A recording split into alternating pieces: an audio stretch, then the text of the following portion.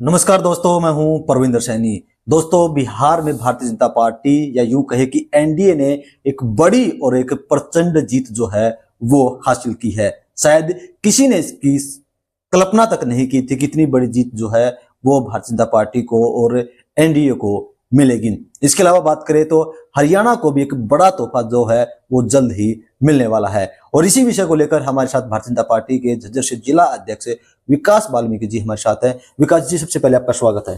सनी साहब, आपका भी स्वागत है। आपके सब चैनल देखने वाले दर्शकों का भी स्वागत है, अभिनंदन है। विकास जी, सबसे पहले आपको बहुत बहुत मुबारकबाद, बधाई हो। बिहार में बड़ी जीत जो है वो मिली है पार्टी को। धन्यवाद। और इसके लिए बिहार की बहादुर जनता को मैं बधाई देता हूं कि जिन्होंने इस तरीके से एनडीए की जो बहुमत हमारी जो सरकार है उसको एक प्रचंड बहुमत देने का काम किया। इस देश के यशस्वी प्रधानमंत्री नरेंद्र मोदी जी के नेतृत्व में नीतीश जी के साथ हमारी जो सरकार है उस पर विश्वास जताया है और बिहार की जनता ने इस तरीके से एक इतना बड़ा मैंडेट देने का काम किया है कि विपक्ष उस मैंडेट को देख के पूरी तरीके से बौखला गया है।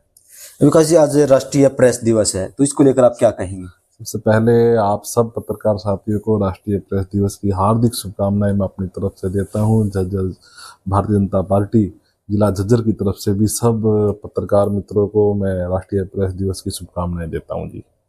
विकास जी, अगर हम बात करें तो 25 तारीख को जो है प्रधानमंत्री नरेंद्र मोदी आएंगे कुरुक्षेत्र। इससे पहले उनका सोनीपत दौरा था लेकिन वो कैंसिल हो गया था। तो इसको लेकर क्या तैयारियां झज्जर में की जा रही हैं और प्रदेश को क्या कुछ सौगात जो हो मिल सकती है? देखिए, अभी पीछे हमारी एक सब जिला अध्यक्ष और जिला प्रभारियों की एक बैठक आदरणीय प्रदेश के यशस्वी मुख्यमंत्री और हमारे हरियाणा प्रदेश के यशस्वी प्रदेश अध्यक्ष मोहन लाल बडोली जी की अध्यक्षता में मुख्यमंत्री हाउस पर हुई और उसमें सब जिलों के हिसाब से सब जिलों की ड्यूटियां लगी है कि सब कार्यकर्ताओं को, आमजन को 25 तारीख को यशस्वी प्रधानमंत्री जी हमारे जो कुरुक्षेत्र में आ रहे हैं, कि विश्व के सबसे लोकप्रिय नेता हैं हमारे प्रधानमंत्री जी और उनका आगमन है और कुरुक्षेत्र की धरती पर उनका आगमन है, तो हमारे लिए और बड़े हौस उल्लास के साथ सब हमारे जिले से भी, हमारे जिले को भी एक टारगेट मिला है और सब उस टारगेट को आराम से सब कार्यकर्ता और सब लोग उसमें शामिल होकर उस टारगेट को भी पूरा करेंगे। और उसकी तैयारियों को लेकर हमारे यहाँ 19 तारीख की एक बैठक भी रखी गई है। हर जिले में उसकी अपनी तैयारियां चल रही हैं। बड़ी संख्या में झज्जर से लोग वहां जाकर 25 तारीख को आदरणीय प्रधानमंत्री नरेंद्र मोदी जी को सुनने का काम करेंगे। और जैसा कि आपने कहा है कि बड़ी सौगात, निश्चित ही देखिए, जब देश के प्रधानमंत्री जी यहाँ आ रहे हैं, हरियाणा में उनका आगमन है, तो निश्चित ही बड़ी सौगात हरियाणा को मिलेगी जी। विकास जी, अगर हम बात करते हैं तो 2 दिन पहले जो है आप लोगों की बड़ी बैठक जो है वो हुई है, जिसमें मुख्यमंत्री भी रहे हैं, प्रदेश अध्यक्ष भी रहे हैं, जिला अध्यक्ष जो है वो भी रहे हैं। तो क्या विषय है, किन को लेकर चर्चा की गई है?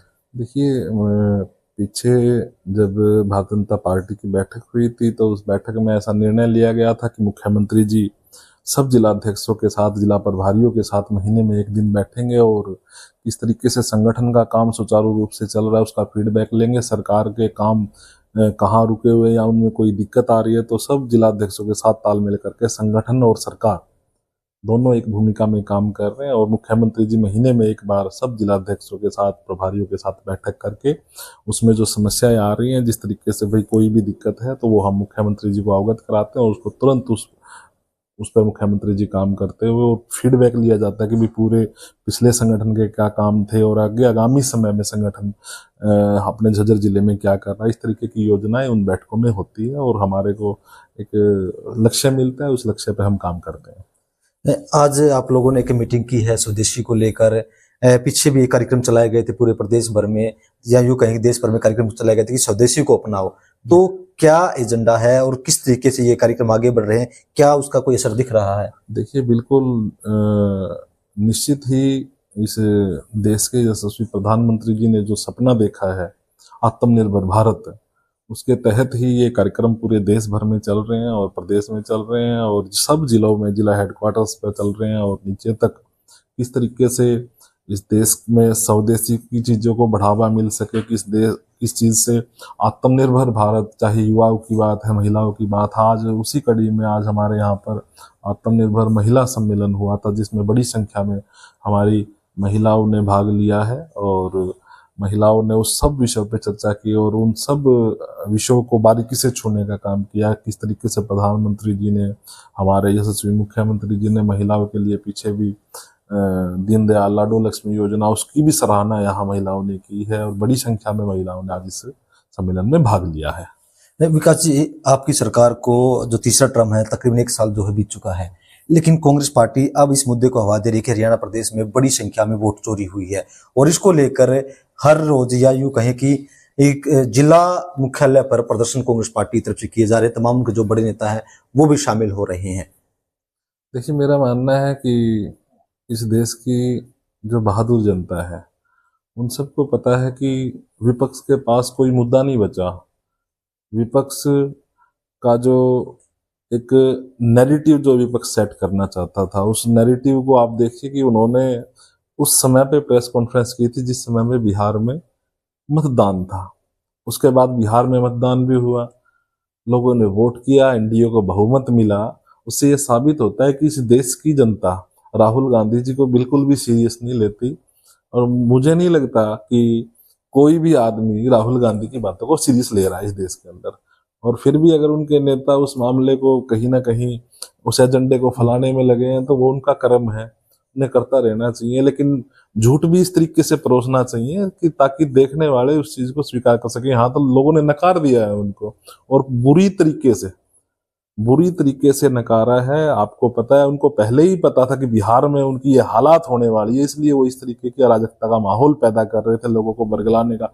किस तरीके से लोगों में एक नैरेटिव सेट हो सके, उन्होंने एक एजेंडा सेट किया था, लेकिन लोगों ने उनके एजेंडे को नकार दिया है। और मैं तो ये कहूंगा कि उनका ये आंदोलन फुस है बिल्कुल पूरी तरीके से। वे तो ये कह रहे हैं कि जो मुख्य चुनाव आयुक्त है वो तो आपके पन्ना प्रमुख की तरह काम कर रहा है। कह ही सकते हैं, चलो उनको पन्ना प्रमुख का पता लग गया और आज वो पन्ना प्रमुख के नाम से रात को सोते भी होंगे तो उनको शायद हमारे पन्ना प्रमुख सपने में दिखाई देते होंगे, क्योंकि उनको पन्ना प्रमुख का पता लग गया, पन्ना प्रमुख की ताकत क्या है ये भी पता लग गया, बिहार से पता लग गया। तो अब उनको पन्ना प्रमुख नाम का जो शब्द है वो कहीं ना कहीं उनके पेट में दर्द करने का काम कर रहा है। रात को नींद नहीं आती, उनको पन्ना प्रमुख ही याद रहते हैं।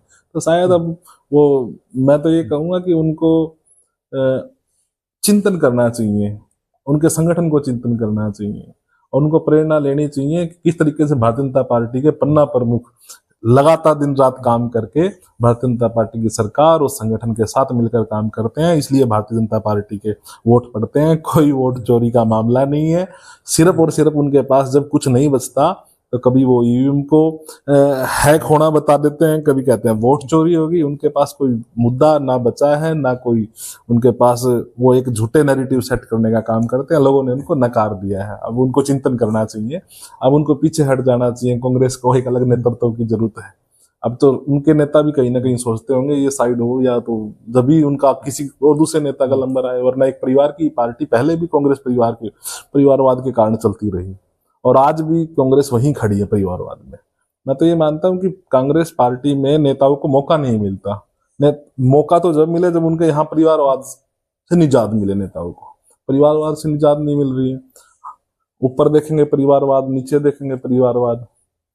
ऊपर माँ का प्रेम है, बेटे को प्रधानमंत्री देखना चाहती है। नीचे पिता का प्रेम है, बेटे को मुख्यमंत्री देखना चाहता है।